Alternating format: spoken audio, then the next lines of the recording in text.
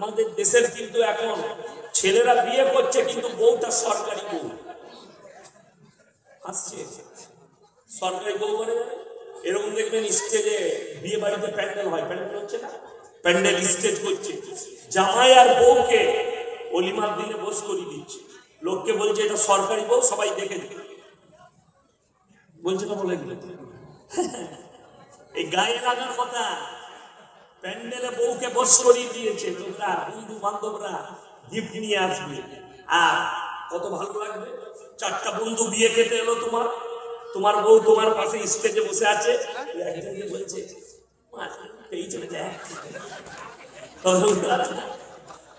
কত ভালো লাগবে তোকে, তোর বউকে এই কমেন্টটা করবে।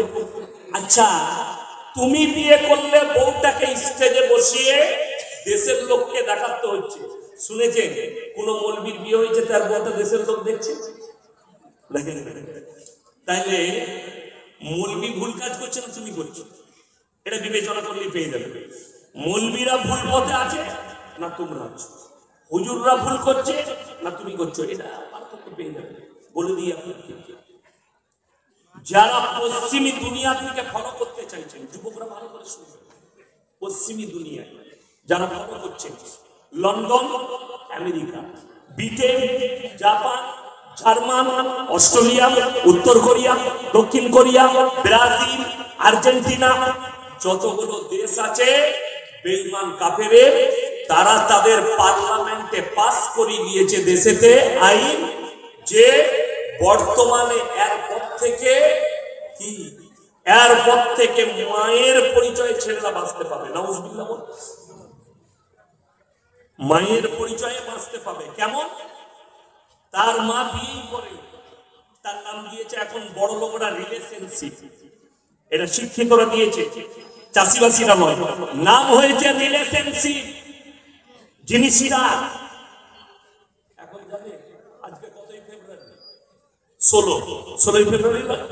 আমি সেদিনে কলকাতায় 24 পরগনায় ছিলাম, বসিরহাটে। 14ই ফেব্রুয়ারি আমি একটা বায়ান করেছি। এই 14ই ফেব্রুয়ারিতে সব থেকে বেশি লাভ দুজনে, এক ডাক্তারের আর এক ওষুধ দোকানের। কথা বুঝতে পারবেন? ডোজটা মেরে দেওয়ার পর যারা যুবকাকে বুঝতে পারবে। আর তৃতীয় নম্বর যে সব থেকে বেশি ফায়দা করেছে সেটা হচ্ছে চকলেটের দোকান। দ্বিতীয় নম্বর, চতুর্থ নম্বর যার ফায়দা হয়েছে সে হচ্ছে ফুল বিক্রেতা। এতগুলো গোলাপ বিক্রি হয়েছে, হিসেব করলে কয়েক হাজার কোটি। আর ওষুধ দোকানে যেটা সব থেকে বেশি বিক্রি হয়েছে আমি বলিনি, পশ্চিম বাংলার মিডিয়ারা বলছে একদিনে কলকাতার বুকে 7 লাখ খালি কন্ডম বিক্রি হয়েছে। মাথা নিচু করে হাসছে, দেখ ওই মালকটাই প্রেম করেছে, হাসছে। দেখো, এটা হাসির কিছু নয়, এর পেছনে মারাত্মক কথা লুকিয়ে আছে। হে মুসলমান যুবক, আজকে উলামারা স্টেজে এই ভাষা ইউজ করতে আমরা বাধ্য হয়ে গেলাম। আমার বাপ দাদুর কালে আমার বাবাজিকে এই বয়ান করতে হয়নি। শুনেছে মৌলভী শওকত আলী সাহেব কোনদিন এই বয়ান করেছে? তার বেটাকে করতে হচ্ছে। যেহেতু তোমরা যেমন লীলজ্জা হয়েছ, আমাদেরকে লীলজ্জা বয়ানটা স্টেজে করতে হবে, না তুমি বুঝবে। অনেকজনের মনে হবে শিক্ষিত, এই বয়ান স্টেজে লাগবে না, তুই করতে পাবি আর আমি বলতে পাবো না। কেন? কথা বুঝতে পারেননি? কলকাতার এক মুসলিম শিক্ষিত চাকরিজীবী, সে বলছে কার বউ কি ড্রেস করবে আপনি কেন বলবেন? আমি তোর বউ ন্যাংটো করবে তো আমার দোষ নাই, কিন্তু আমি মুসলিম কমকে আল্লাহ দায়ী করেছে উলামাদিকে দাওয়াত দিতে হবে, ঠিক কিনা? কথা বলে আমরা দাওয়াত দেবো, তুমি মানবে না সেটা তোমার ইচ্ছা, তুমি আল্লাহর কাছে জবাব দিবে। চলুন, এই যারা 14ই ফেব্রুয়ারি পালন করতে চাইছে, আল্লাহর কসম খেয়ে বলে যাচ্ছি তারা পদভ্রষ্ট, তারা পদভ্রষ্ট। তাদের হাসরটা হবে ইহুদি নাসারা খ্রিস্টানদের সাথে, এটা লিখে নিয়ে যান। তাদের হাসরটা হবে ওই বেঈমানদের সাথে যারা 14ই ফেব্রুয়ারিকে পশ্চিমী দুনিয়াকে ফলো করতে চাইছে। এই যুবকেরা শোনো, ফুটবল বিশ্বকাপ হলে পাড়ায় পাড়ায় ঝান্ডা টাঙা, ঠিক কি না? ইসলামের ঝান্ডা টাঙে না, টাঙে কা আর্জেন্টিনা, টাঙে কা ব্রাজিলে। কিছু যুবক আছে আরাম কররা আবার মেসির ছবিওয়ালা গেঞ্জি পরে বিশ্বকাপ, কেউ কেউ আবার নেইমারের ছবি দিয়ে পড়ে। তোমরা দেখেছো?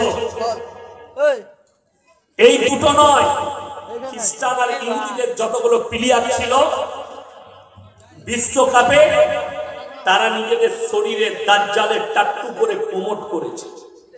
শরীরে এক চোখ দাজ্জালে প্রমোট করেছে তারা, শরীরে টাট্টু এঁকে। আর্জেন্টিনার মেসি, নেইমার, যতগুলো দামি দামি প্লেয়ার আছে তারা তাদের হাতেতে টাট্টু করেছে। কার? দাজ্জালের টাট্টু করেছে। এটাকে প্রমোট করা বলা হয়। পৃথিবীর লোককে খবর দাও, দাজ্জাল আসছে, আমাদের দাজ্জাল আসছে।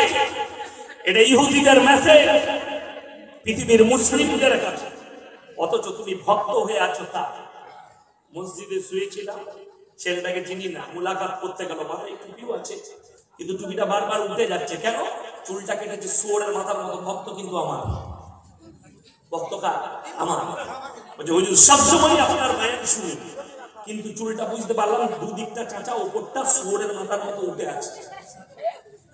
টুপিটা বসছে না, উঠে যাচ্ছে। বড় কষ্টের বিষয়। এই লিওনেল মেসি, গুগল যাদের কাছে আছে খুলেন, লিওনেল মেসি যখন বিয়ে করতে গেছে তার স্ত্রীকে, বিয়ের আগে রিলেশনশিপ, 5 বছরের বাচ্চা হয়ে গেছে। ডিয়েগো মারাদোনা, ফুটবল সম্রাট, গুগলে সার্চ করে দেখুন, তার 9 বছরের মেয়েকে নিয়ে তার মাকে বিয়ে করতে গেছে। সেটার নাম রিলেশনশিপ, বিয়ের আগে বাচ্চা হয়ে গেছে। নাউজুবিল্লাহ বলে। সমাজ এইটাই ভেবে নিয়েছে।